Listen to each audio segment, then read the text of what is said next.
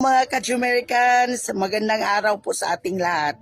Marami po ako nakikitang mga post na nung nag-follow po daw sila, pag bisita po daw nila sa bahay ng account, nakita po na nila daw na zero followers or zero following.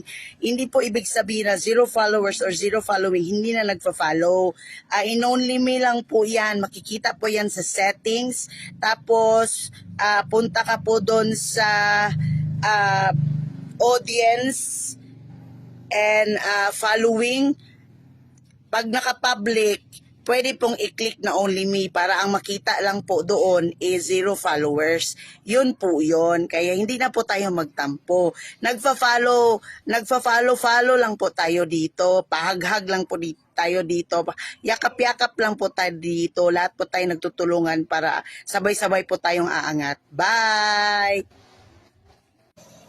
Ay mga ka-Americans, nagkamali po pala ako. Sorry, hindi po following, followers and public content. Yun lang po. Bye!